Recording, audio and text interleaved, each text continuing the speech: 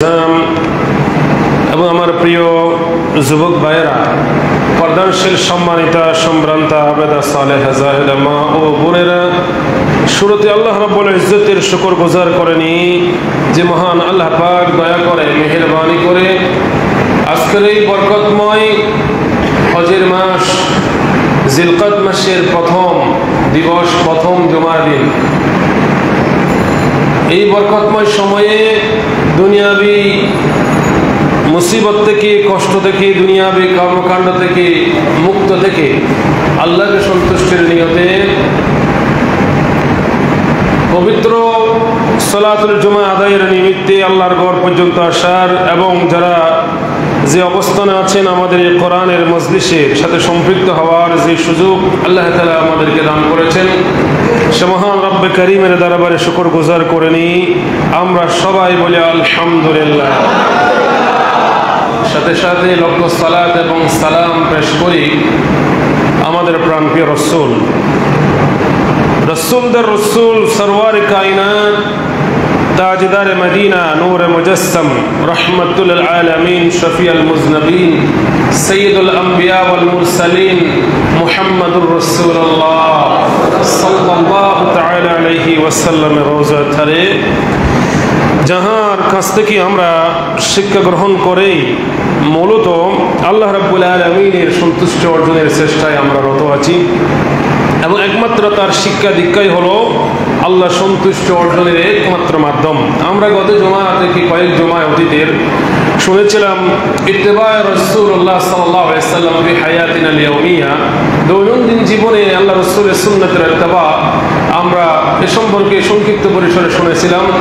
যেহেতু এই মাস বরকতময় এবং হজের মাস, আলহামদুলিল্লাহ পৃথিবীর প্রত্যন্ত অঞ্চল থেকে আল্লাহর ঘরে এ বছরে আল্লাহর ঘরে যাওয়ার জন্য যাদেরকে আল্লাহ তাআলা মনোনীত করেছেন, বাছাই করেছেন, গোটা পৃথিবীর মুসলিম মিল্লাত থেকে যাদেরকে আল্লাহ তাআলা বাছাই করেছেন, তাদের মধ্য থেকে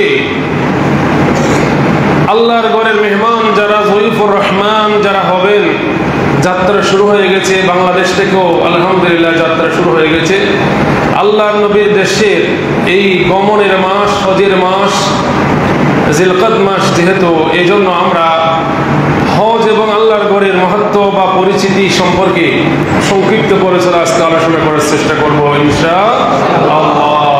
যেহেতু হজ এটা এমন একটা আল্লাহর নির্দেশ, এমন একটা বিষয় যার গুরুত্ব, মহত্ব এবং শ্রেষ্ঠত্ব এত শীর্ষস্থানে, যে ইসলাম পাঁচটি ভিত্তির উপরে প্রতিষ্ঠিত। এই পাঁচটি ভিত্তির মধ্যে অন্যতম আরেকটা ভিত্তি হলো হজ। হজ যার সামর্থ্য আছে ওই ব্যক্তির উপরে আল্লাহ তাআলা আল্লাহর ঘর জিয়ারত ফরজ করেছেন। হজ করা কি করেছেন? ফরজ করেছেন। এই যে জুমার নামাজ আসছেন নামাজ পড়ার জন্য, আল্লাহ তাআলা ফরজ করেছেন সেই জন্য। দৈনন্দিন 5 ওয়াক্ত নামাজ যেমন আল্লাহ ফরজ করেছেন আদায় করা প্রত্যেকটি সামর্থ্যবান সুস্থবান এক মুসলিম নরনারীর উপরে যেমন ফরজ, তদ্রূপ সামর্থ্যবান শারীরিক এবং আর্থিকভাবে যারা সক্ষম, সেই সকল প্রত্যেক নরনারী মুসলিম মিল্লাতের উপরে আল্লাহ তাআলা আল্লাহর ঘর গিয়ে তাওয়াফ করে হজ করাটা আল্লাহ তাআলা ফরজ করে দিয়েছেন। সুবহানাল্লাহ। যাকাত যেমন ফরজ, নামাজ যেমন ফরজ, রমজান শরীফের রোজা যেমন পালন করা ফরজ, হজ আদায় করা একেবারে সমভাবে ফরজ, আল্লাহর নির্দেশ। সুতরাং এই ফরজিয়ত এটা এমন একটা আল্লাহর নির্দেশ যেটা লঙ্ঘন করলে পরে আল্লাহ রাসূল বলছেন তার ব্যাপারে আমার কোনো দায়িত্ব নেই। সে ইহুদি হয়ে মরুক অথবা নাসারা হয়ে মরুক, এই ব্যাপারে আমার কোনো অপিনিয়ন নাই। যে ব্যক্তি সামর্থ্য থাকার পরে হজ করলো না, সে কি ইহুদি হয়ে মরবে না খ্রিস্টান হয়ে মরবে, এটা তার বিষয়। তার মানে রাসূল আকরাম সাল্লাল্লাহু আলাইহি ওয়াসাল্লাম দ্ব্যর্থহীনভাবে ঘোষণা করেছেন ওই ব্যক্তি মুসলমানদের ভিতরে গণ্য হবে কি আমি জানি না, সে ব্যক্তি হয়তো ইহুদি খ্রিস্টানদের মতো মরতে পারে না। তাহলে যাদের সামর্থ্য আছে ওই ব্যক্তিকে অবশ্যই আল্লাহর ঘর বাইতুল্লাহ জিয়ারত বা হজ করা আল্লাহ আবশ্যক করেছেন, ফরজ করেছেন। সুতরাং ফরজ ইবাদতের ব্যাপারে আমরা খুব মনোযোগী হই। এবং এটা হজটা কি আসলে, এটা ব্যাপক একটা অধ্যায়, একটুকু আলোচনা করার সময় আমাদের হবে না। মূল কথাটা কোরআন আর রাসূলের কয়েকটি হাদিস শরীফ থেকে আমরা শুনবো। এবং যে বাইতুল্লাহটা এটা কি আসলে, এটা সম্পর্কে সম্যক জ্ঞান রাখা আমাদের প্রত্যেকটি মুসলমানের আবশ্যক মনে করি। আল্লাহর ঘরটার মর্যাদা অথবা এটার ইতিহাস সম্পর্কে জানা প্রত্যেকটি মুসলমানদের প্রয়োজন আছে না নাই ভাই? আল্লাহর ঘর চিনবো না, আল্লাহর ঘর কি এটা জানবো না, তা আমি কেমনে আল্লাহর বান্দা হই? আল্লাহ রাব্বুল আলামিন বলেছেন যে ইন্না আউওয়ালা বাইতিন উযিয়া লিন-নাসি আল্লাযী বিবাক্কাতা মুবারাকা, নিশ্চয়ই সর্বপ্রথম ঘর, আউওয়ালা বাইতিন সর্বপ্রথম গৃহ, নির্মিত গৃহ, উযিয়া লিন-নাসি মানব জাতির ইবাদতের জন্য নির্মিত। আল্লাহর বান্দারা ইবাদত করবে যে করে, সেই ইবাদত গৃহ হিসাবে যেই প্রথম ঘরটা নির্মাণ করা হয়েছে আল্লাহর জমিনের উপরে, সেটা হলো লাল্লাযী বিবাক্কাতা মুবারাকা, বরকতময় মক্কা নগরীতে তথা মক্কা নগরীতে অবস্থিত। সুবহানাল্লাহ। আল্লাহ সর্বপ্রথম যেটা মসজিদ বা ইবাদতের গৃহ হিসাবে নির্মিত হয়েছে সেটা হলো মক্কা নগরীতে, মক্কা শরীফ আমরা বলি মক্কা নগরীতে। এবং এটা এই ঘরটা বাইতুল্লাহর পরিচয়টা আগে আমরা জানবো, তারপরে হজ কি, হজের আবিধানিক পারিভাষিক সংজ্ঞা জানার চেষ্টা করব। আল্লাহ রাব্বুল আলামিন বলেন মক্কাতুল মুবারাকা, এটা এমন এক মক্কা নগরী যেটা বরকতময়। সুবহানাল্লাহ। বরকতময়, কেমন বরকতময় এবং কেন বরকতময় হলো এটার ভিতরে যদি দেখতে চাই, আল্লাহর নবী আমাদের জাতির পিতা ইব্রাহিম আলাইহিস সালাতু ওয়াস সালাম বাইতুল্লাহ তৈরি করে আল্লাহর কাছে ফরিয়াদ করেছিলেন, রব্বি জাআল হাযা বালাদান আমিনা। এবং এই লম্বা তিনি দোয়া করেছিলেন, বলেছিলেন মাবুদ রে, ঘর বানাইলাম তোমার নির্দেশ মোতাবেক, বাইতুল্লাহ তৈরি করলাম, মাবুদ রে এবার তোমার কাছে আরজি পেশ করছি, এই ঘরটারে তুমি, এই শহরটা শুধু ঘর নয়, যেই ঘরে যেই ঘরটা যেই শহরে নির্মিত, পুরা শহরটা তুমি বালাদান আমিন, নিরাপদ শহর করে তুমি কবুল করে নাও। শুধু তাই নয়, এবং এই ঘরটার প্রতি মানুষের আকৃষ্ট পয়দা করে দাও, মহব্বত পয়দা করে দাও, এবং চতুর্দিক থেকে ফল ফুল দিয়ে এই জনমানবহীন এই মরুময় প্রান্তরে তোমার ফলমূল দিয়া, তোমার নেয়ামত দিয়া, সামারাত দিয়া এই শহরকে তুমি ভরপুর করে দাও। সুবহানাল্লাহ। ইব্রাহিম আলাইহিস সালাম আল্লাহর রাসূল ছিলেন, দোয়া কবুল হবেই হবে, কারণ সমস্ত পয়গম্বররা মুস্তাজাবুদ দাওয়া, হাত তুলবেন, দোয়া করবেন, দেরি কবুল হওয়াতে দেরি হয় না। আমার ভাইয়েরা, আল্লাহ রাব্বুল আলামিন বলেন এই মক্কা নগরীতে আমি আমার ইবাদত গৃহ হিসাবে বাইতুল্লাহ সর্বপ্রথম দুনিয়াতে বানাইছি, এবং এটা হুদাল লিল আলামিন, গোটা পৃথিবীবাসী, যত শুধু পৃথিবী নয়, পৃথিবী বললে তো আলম বলতো, আলামিন যত জগৎ আছে সকল জগতের জন্য পথপ্রদর্শক হিসাবে এই ঘরকে আমি তৈরি করে দিয়েছি। সুবহানাল্লাহ। এবং এটা এমন এক ঘর, আল্লাহ তাআলার কাছে তো শ্রেষ্ঠত্বের মর্যাদার অধিকারী ঘর, পৃথিবীর যত প্রান্তরে এক কালমা গ্রহণ করনেওয়ালা যে বান্দা বান্দি আছে, যে ব্যক্তি মুহাম্মদুর রাসূলুল্লাহ সাল্লাল্লাহু আলাইহি ওয়াসাল্লামের আমিত বিধানকে গ্রহণ করেছে, তথা মুসলমান যারা পৃথিবীর যে প্রান্তেই থাকুক না কেন, পূর্ব প্রাচ্য পশ্চাতে উত্তরে দক্ষিণে যে যেখানেই থাকুক না কেন, আল্লাহ রাব্বুল আলামিন বলেন তুমি যখন 5 ওয়াক্ত নামাজে আমি আল্লাহর সামনে হাজির হবা, ফাওয়াল্লু উজুহাকুম কিবলা শাতরাল মসজিদাল হারাম, তোমার মুখটা বাইতুল্লাহর দিকে, মসজিদে হারামের দিকে ঘুরিয়ে দাও। সুবহানাল্লাহ। যেদিকেই থাকো না কেন তোমাদের ফাওয়াল্লু উজুহাকুম, তোমাদের চেহারাকে ঘুরাইয়া দাও বাইতুল্লাহর দিকে, মসজিদে হারাম। মসজিদে হারাম বলেছেন আল্লাহ তাআলা।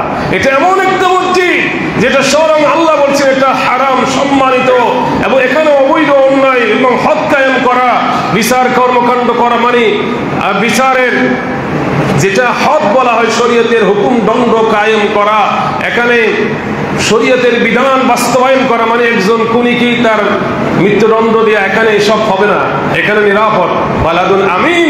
এই ঘরের মধ্যে আল্লাহ তাআলা বলছেন ফিহি আয়াতুম বাইয়িনাত, এই ঘরের মধ্যে রয়েছে সুস্পষ্ট নিদর্শনাবলী, অসংখ্য নিদর্শনাবলী রয়েছে যেগুলি বলার সময় অন্য ইনশাআল্লাহ বলবো। এর মধ্যে একটা বলেছেন মাকাম ইব্রাহিম। অসংখ্য নিদর্শনাবলীর মধ্যে অন্যতম একটা নিদর্শন হলো মাকাম ইব্রাহিম। সুবহানাল্লাহ।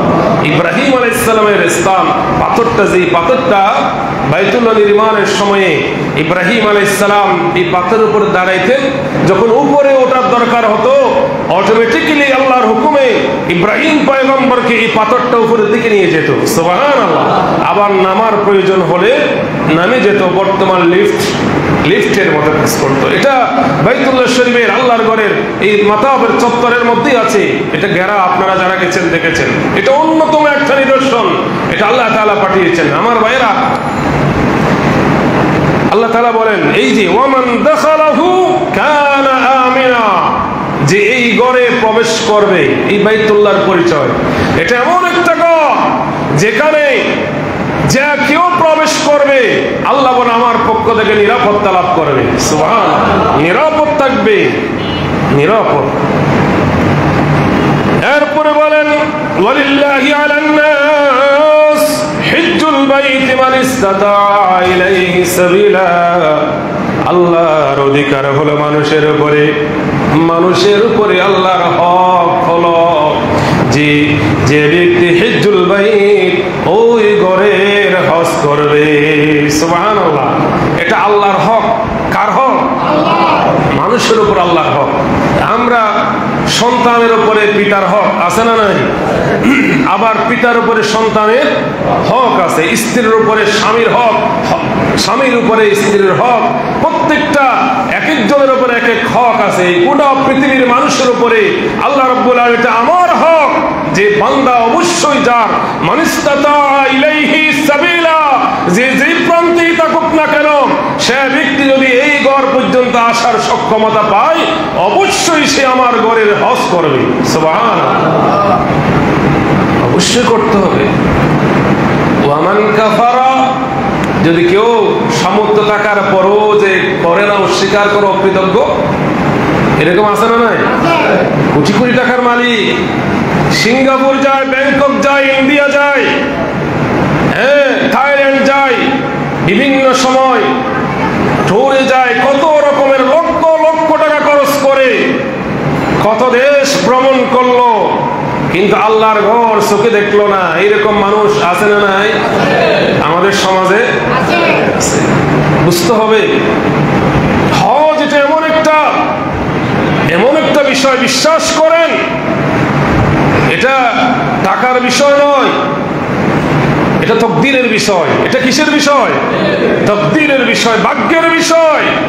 টাকা আছে পারবেন না, টাকা নাই, আল্লাহ চাইছে আপনাকে নিয়ে যাবে। এটাই হলো হজ, এটাই হলো আল্লাহর ঘরের সাথে। তবে এটা খারাপ হয়, খারাপ হয়। আমরা সবাই তো যেতে চাই, চাই কি চাই না? যেতে চাই। যারা গেছেন আবার যাওয়ার, বারবার যাওয়ার তৌফিক দেন, বলো না আমিন। যারা যাইতে পারেন আল্লাহ যেন অন্তত জীবনে একবার হলে দেখার তৌফিক দেন। আরে জোরে বলেন না আমিন। এখন যে যাবেন কারা যাইতে পারে আসলে? ওই যে বললাম তাকদীরের বিষয়। তো তাকদীর কখন কিভাবে এটা সাপোর্ট করে, এটা একটা পরীক্ষিত বিষয়। বারবার অন্তরে বাইতুল্লাহর আগ্রহ জন্মাবেন, বারবার মনে চাহিদা আল্লাহর কাছে পেশ করবেন, মাবুদ রে অন্তত এই কাফনের কাপন পরিধান করার আগে অন্তত ইহরামের কাপড় আমার পরার সুযোগ দিও। এই দরখাস্ত যখন বারবার করবেন আমার আল্লাহ অবশ্যই কবুল করবেন ইনশাআল্লাহ। এই জন্য টাকার বিষয় নয়, তবে যাদের টাকা আছে যদি না করে, ওয়ামান কাফারা সামর্থ্য যারা আছে, শারীরিক সক্ষমতা যাদের আছে, আর্থিক সক্ষমতা যাদেরকে আল্লাহ রাব্বুল আলামিন দান করার পরেও যারা অস্বীকার করলো, আল্লাহর ঘরে হজ করলো না, আল্লাহ বলেন ফাইন্নাল্লাহা গানিয়ুন আনিল আলামিন। যত জগৎ আছে সকল জগৎ থেকে আল্লাহ রাব্বুল আলামিন জগৎবাসী থেকে ও মুকাফেক্ষী, কার মুকাফেক্ষী নয়। কে হজ করবে আর কে করবে না এদিকে আল্লাহ মুঠেও মুখাপেক্ষী নন। তুমি হজ করলা তোমার লাভ হবে, তুমি যদি না করো তোমার ক্ষতি, তোমার কপাল পোড়া যাবে। আমার আল্লাহর বিন্দু মাত্র লাভ ক্ষতি নাই, আছে নাকি? আল্লাহ এদিকে মুখাপেক্ষী নন, বরং আমি আল্লাহর দিকে মুখাপেক্ষী। আল্লাহর কাছে চাইবেন, বারবার চাইবেন, নামাজই চাইবেন, নামাজের পরে চাইবেন, ইনশাআল্লাহ আল্লাহ রাস্তা খুলে দেবেন। অসংখ্য প্রমাণ। আল্লাহর ঘরে যাওয়ার দূরের কথা, টাকা যাওয়ার টাকা নাই, কিন্তু আল্লাহ নিয়ে গেছে কেমনে জানি। অসংখ্য প্রমাণ আছে। বিশেষ করে মসজিদের যারা আল্লাহর ঘরে ছোটখাটো, আমরা যারা মসজিদের খাদেম, এই ছোট্ট আল্লাহর ঘরটার উসিলায় বৃহৎ হেডকোয়ার্টারে আল্লাহ অসংখ্য বান্দাদেরকে, আমার দৃষ্টিতে এখানে আশেপাশে যত মসজিদের খেদমত করছেন আল্লাহ তাআলা সবাই অধিকাংশ প্রায় সবাইকে দেখিয়ে দিয়েছেন। সুবহানাল্লাহ। তাহলে কি বোঝা গেল? টাকা নয় মনের আবেগটা আল্লাহ তাআলা কবুল করবেন, নিয়ে যাবে। যদি না যান নিজের কপাল নিজে পোড়া, নিজের কপালটা নিজে বরবাদ করবেন। তাহলে এই যে বললাম বাইতুল্লাহর পরিচয় সংক্ষেপে একটুকুই, যেটা এমন একটা ঘর যেটা আল্লাহ রাব্বুল আলামিন গোটা পৃথিবীবাসীর জন্য পথ প্রদর্শক রূপে আল্লাহর ইবাদতের জন্য নির্মিত হয়েছিল। এবং আমরা জানি নামটাই বাইতুল্লাহ। এটার নাম কি? বাইতুল্লাহ। বাইতুল মানে ঘর, বাইতুল্লাহ মানে আল্লাহর ঘর। কার ঘর? আল্লাহর ঘর। বাপরে, এটা আমি ভাষা ব্যক্ত করতে পারবো না, যারা গেছেন তারা বুঝে এটা। এই কালো ঘর, কালো গিলাপ দিয়ে ঢাকানো ওই কিসওয়া বলা হয়, কালো কাপড় দিয়া সুন্দর কারুকার্য খচিত এই বাইতুল্লাহর গিলাফ। এটা কালো হতে পারে, বাইতুল্লাহটা সুন্দর একেবারে অট্টালিকা, যে অন্যান্য কত চোখ দর্শন, চোখ জাদালো এরকম কত ঘর পৃথিবীতে আছে, কত উঁচু উঁচু টাওয়ার রয়েছে, পৃথিবীর শ্রেষ্ঠ উঁচু দালান রয়েছে, বুরুজ আল খলিফা পৃথিবীর শ্রেষ্ঠ দালান বলা হয়। এরকম অসংখ্য গণিত ঘর রয়েছে, দালান কোঠা রয়েছে, কিন্তু বাইতুল্লাহটা এমন একটা ঘর যেদিকে বারবার মনে চাই তাকাইতে, চোখ লাগে তাকানো যায়, চোখ ফিরাতে মন চায় না, এত সুন্দর, এত আদর লাগে। কলবের সাথে সম্পৃক্ততা যার সাথে, যে ব্যক্তি হজ করবে, উমরা করবে, ফিরে আসার সময় যেন নিজের আপনজন মা বাবারে ছেড়ে আসতেছে দেখে বেশি সে এই যে বিরহ বুক করে, যন্ত্রণা বুক করে, কেমনে যায় বারবার শুধু বাইতুল্লাহর দিকে তাকায় আর বলে বাইতুল্লাহরে, দেশের বাড়ি বাংলাদেশ চলে যেতে হচ্ছে তাই যাচ্ছি। আল্লাহর নবী যেমন বলেছিলেন, ও বাইতুল্লাহ রে, বাইতুল্লাহ তোমার সন্তানেরা বাইতুল্লাহকে বলছে, বাইতুল্লাহর হিজরতের রাত্রিতে, ও বাইতুল্লাহ তোমারে ছেড়ে যাইতে মনে চায় না, বারবার বাইতুল্লাহর দিকে পিছন তাকাই। তোমার এলাকাবাসী তথা এই মক্কার কুরাইশ সন্ত্রাসীরা আমার মেরে ফেলার চক্রান্ত করেছে, আল্লাহর নির্দেশ পেয়েছি তাই মদিনায় চলে যাচ্ছি, কিন্তু তোমাকে ছেড়ে যেতে মনে চায় না, আল্লাহর নির্দেশ তাই চলে যাচ্ছি। এটা কলবের সাথে সম্পৃক্ততা। ভাই বাইতুল্লাহটা এমন এক বাইতুল্লাহ যেদিকে তাকাইলেই রহমত, আল্লাহ রাব্বুল আলামিনের রাসূলের হাদিস থেকে আমরা শুনবো ইনশাআল্লাহ তাআলা। এই বাইতুল্লাহ যেটা আল্লাহর ঘর, বাইতুল্লাহ যেটা সর্বপ্রথম, এটা আমরা ইতিহাস যদি দেখি, এই বাইতুল্লাহটা বেশ কয়বার আল্লাহর পক্ষ থেকে আল্লাহর বান্দারা নির্মাণ করেছিলেন। তোর মধ্যে 10টি কথা প্রসিদ্ধ, 10 বার প্রসিদ্ধ। এটা সর্বপ্রথম বানিয়েছিলেন বানাউল মালাইকা আলাইহিমুস সালাতু ওয়াস সালাম। আল্লাহ তাআলা ফেরেশতাদেরকে বললেন যে এই বাইতুল্লাহ আমার জন্য প্রথম, তোমরা যাইয়া জমিনে একটা ঘর বানাও। সুবহানাল্লাহ। ফেরেশতা, এটার নাম কাবাতুল মুশাররাফা। বাইতুল্লাহর নাম কি আরেকটা? কাবা। আমরা কাবা শরীফ বলি কি বলি না? কাবা। কাবা হলো মুরাব্বা শাকল, যার আকৃতি হলো চতুষ্কোণা বিশিষ্ট।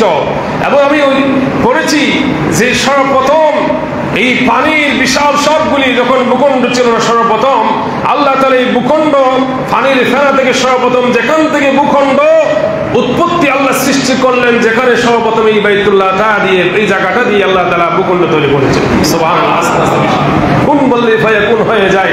আল্লাহ বলেন, এরপরে ফেরেশতাদের বললেন, যাও এই জায়গাতেই তুমি তোমরা আমার জন্য একটা ঘর তৈরি করো।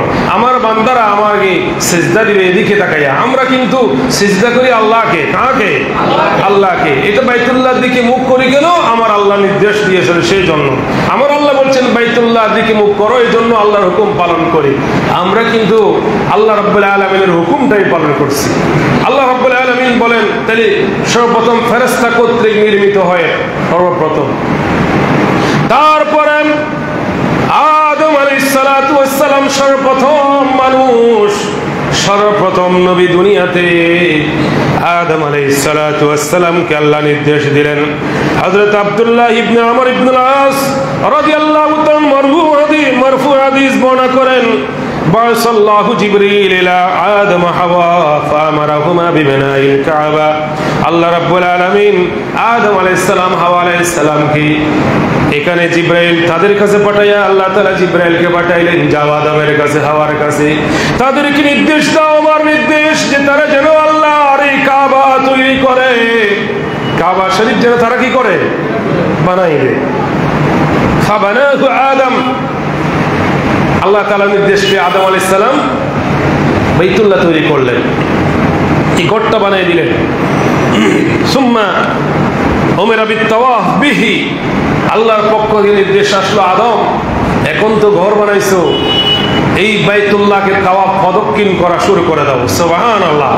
সর্বপ্রথম আদম আলাইহিস সালাম এই বাইতুল্লাহ তাওয়াফ শুরু করে দিলেন। সেখান থেকে শুরু হয়েছে আজ পর্যন্ত প্রতি মুহূর্তে একটা মিনিট নামাজ ছাড়া, একটা মিনিট এই বাইতুল্লাহ তাওয়াফ বন্ধ হয় নাই, কিয়ামত পর্যন্ত হবে না। সুবহানাল্লাহ। বাইতুল্লাহ তাওয়াফ বন্ধ আছে নাকি? শুরু হয়েছে। সুবহানাল্লাহ, আল্লাহু আকবার। এটা কেমন কথা? বাইতুল্লাহ আহমিয়ত। শুরু হয়ে গেল তাওয়াফ। যখন শুরু করলো, কিলাম বলা হলো আল্লাহর পক্ষ থেকে, আদম রে, আনতা আউয়ালুন নাস ওয়া হাযা আউয়ালু বাইতুন উযিয়া লিন-নাস। এটা তুমি সর্বপ্রথম জমিনের মধ্যে মানুষ, আর এই ঘরটা মানুষের ইবাদতের জন্য নির্মিত প্রথম গৃহ, প্রথম ঘর। وقال تعالى فيه آيات بينات مقام إبراهيم। এখানে মাকাম ইব্রাহিম রয়েছে, অসংখ্য আল্লাহ নিদর্শনাবলী রয়েছে। আমার ভাইয়েরা, তাহলে দেখা গেল হযরত আদম আলাইহিস সালামের পরে নির্মাণ করলেন বাইতুল্লাহ। এরপরে তার সন্তানেরা, আদম আলাইহিস সালামের পরে তার সন্তানেরা, বলা হয় শীস আলাইহিস সালাম বা তার সন্তানেরা। এরপরে চতুর্থ নম্বরে আমালকা গোত্র। এর বহু বছর পরে বাইতুল্লাহ যখন বঙ্গুর অবস্থায়, তখন জুরহাম গোত্র বাইতুল্লাহ তৈরি করে। যে জুরহাম গোত্রের সাথে ইব্রাহিম আলাইহিস সালামের সন্তান ইসমাঈল আলাইহিস সালামের বিবাহ বন্ধন হয়েছিল। সুবহানাল্লাহ। জুরহাম গোত্র। এরপরে কুসাই ইবনে কিলাব, কুসাই এই বাইতুল্লাহ নির্মাণ করেন। এরপরে হযরত ইব্রাহিম খলিল আলাইহিস সালাতু ওয়াস সালাম, ইসমাঈল আলাইহিস সালাম দুজনে বাইতুল্লাহ তৈরি করলেন। আমরা জানি ইব্রাহিম আলাইহিস সালামেরটা বেশি প্রসিদ্ধ। কারণ কি? কারণ হলো ইব্রাহিম আলাইহিস সালাতু ওয়াস সালাম যেটা আবার নতুন ভাবে পুনরায় ভিত্তিপ্রস্তর পুনঃস্থাপন করেছেন।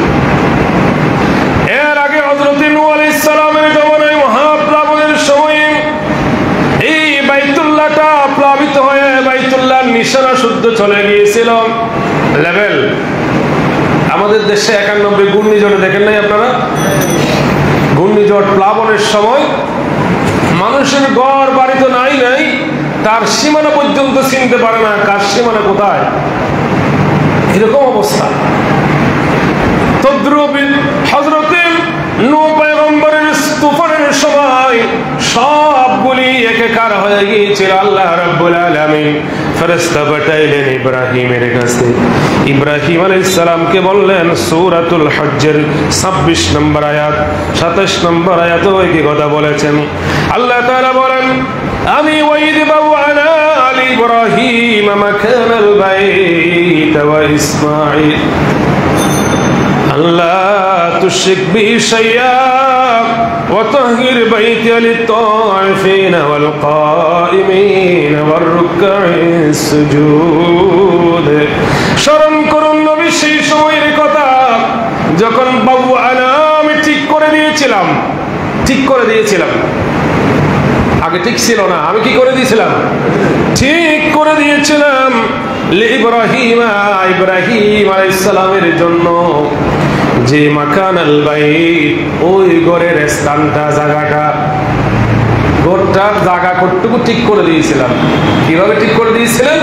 ইব্রাহিমকে যখন বলছিল যে ইব্রাহিম তুমি কি করো, বাইতুল্লাহ তৈরি করো, তখন কোথায় তৈরি করব? আল্লাহ তাআলা জিবরাইলকে পাঠাইলেন, জিবরাইল যাও আমার নবী ইব্রাহিমকে দেখিয়ে দাও আমার ঘর কোথায় ছিল। সুবহানাল্লাহ। ইব্রাহিম আলাইহিস সালামকে দেখিয়ে দিলেন আল্লাহর খলিল, এই জায়গাটায় আপনি আল্লাহর ঘর তৈরি করুন, কারণ এটা আল্লাহর সর্বপ্রথম নির্মিত ঘর, আল্লাহর জন্য, আল্লাহর ইবাদতের জন্য, মানব জাতির কল্যাণের জন্য, মানব জাতির ইবাদত গৃহ হিসেবে সর্বপ্রথম নির্মিত ঘর। তখন হযরত ইব্রাহিম আলাইহিস সালাম ওই স্ট্রাকচার নিয়ে আবার তৈরি করে দিলেন। এবং কি জন্য তৈরি করলেন? বলা হলো আল্লাহ তুশরিক বিহি শাইআ, যাতে এই ঘরে আমার সাথে যাতে কোনো রকমের শিরিক করা না হয়। এক নম্বরে শিরিক মুক্ত ইবাদত হয়, ইবাদত হবে শিরিক মুক্ত, ইবাদত হবে একমাত্র আল্লাহর জন্য। কার জন্য? কোনো শিরিক চলবে না, শিরিক আল্লাহ বরদাস্ত করেন না। এক নম্বর উদ্দেশ্য হলো শিরিক চলবে না। দুই নম্বর তাহিরা বাইতি লিত-তাওয়াফিন, আল্লাহ বলেন ইব্রাহিম রে আমার ঘরকে পবিত্র রাখবা, যারা আমার ঘরে তাওয়াফ করে তাওয়াফকারীর জন্য, ওয়াল কাইমিন দাঁড়িয়ে নামাজ আদায় করেনওয়ালার জন্য, ওয়ার রুকআইস সুজুদ রুকুকারী সিজদাকারীর জন্য এই বাইতুল্লাহ যেন পবিত্র থাকে। সুবহানাল্লাহ। তাইলে বোঝা গেল ইব্রাহিম আলাইহিস সালামকে আল্লাহ আবার পুনর্নির্মাণের দায়িত্ব দেখিয়ে দিলেন। ইব্রাহিম আলাইহিস সালাম তৈরি করলেন, এরপরে যুগের পর যুগ গেল, ইসমাইল পয়গম্বরের নবুয়তের পরবর্তী গেল এবং বনি ইসরাইলের বংশ গেল। পরে কুরাইশ বংশের সময়ে আল্লাহর নবীর বয়স তখন 35 বছর, নবুয়তের তখন আত্মপ্রকাশ করেন 40 বছর হন নাই। 35 বছরের ঘটনা আপনারা জানেন। বাইতুল্লাহ কুরাইশরা তৈরি করলেন। তারা বললেন, ও কুরাইশবাসীরা, আব্দুল মুত্তালিব ছিলেন নবীজির দাদা, তিনি ছিলেন নেতা। তিনি বললেন, ও কুরাইশ সম্প্রদায়রা, আল্লাহর ঘর ভেঙে যাচ্ছে, তোমরা নিজের অর্থ উপার্জন যেগুলি হালাল উপার্জন থেকে আল্লাহর ঘর নির্মাণের জন্য টাকা পয়সা দাও। কি টাকা? হালাল। কথা বলেন না, কি টাকা? হালাল টাকা উপার্জন তারা জমা করলেন। দেখা গেল যে টাকা উঠছে, কালেকশন হয়েছে, যে সম্পদ তাদের কাছে আছে, পূর্ণ ইব্রাহিমের স্ট্রাকচার নিয়ে তৈরি করা সম্ভব হবে না, টাকায় কুলাবে না। তখন ইব্রাহিম আলাইহিস সালামের স্ট্রাকচারটা ঠিকই রাখছেন, কিন্তু আল্লাহর নবীর দাদা আজ আব্দুল মুত্তালিবের নেতৃত্বে কুরাইশ বংশ আবার তৈরি করলেন 4 কোণা বিশিষ্ট সুন্দর করে, বর্তমান যতটুকু আছে ততটুকু পর্যন্ত। উত্তর পাশে একটা আছে না হাতিমে কাবা বলি, হেজের এটার নাম হাতিমে কাবা, উত্তর অংশে এটাও ইব্রাহিম আলাইহিস সালামের ছিল।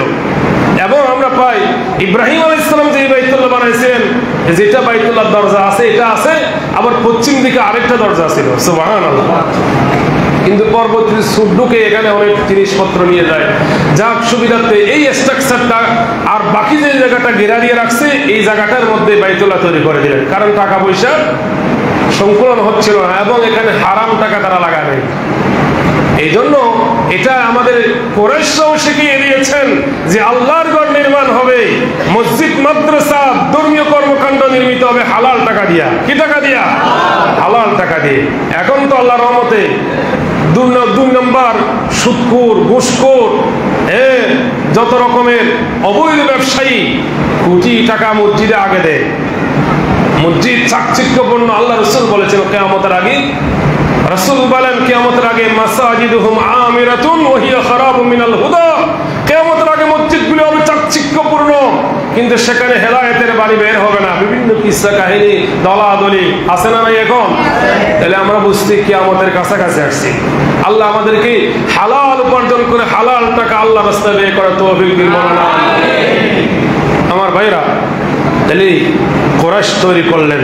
এরপরে আল্লাহ রাসূল সাল্লাল্লাহু আলাইহি সাল্লাম যখন মক্কা বিজয় হয়ে গেল, রাসূল সাল্লাল্লাহু আলাইহি সাল্লাম নবুয়তের মদিনা জিন্দেগিতে তিনি একদিন আয়েশা রাদিয়াল্লাহু তাআলা আনহাকে বলছেন যে আমার মনে চায় এখন তো গোটা হিজাজ অঞ্চল মক্কায় রাসূল সাল্লাল্লাহু আলাইহি সাল্লামের তত্ত্বাবধানে করাইতে, আমার মনে চায় আবার ভেঙে বাইতুল্লাহ আর ইব্রাহিম আলাইহিস সালামের স্ট্রাকচার নিয়ে পুরা ওই হাতিম সহ বানাইতে।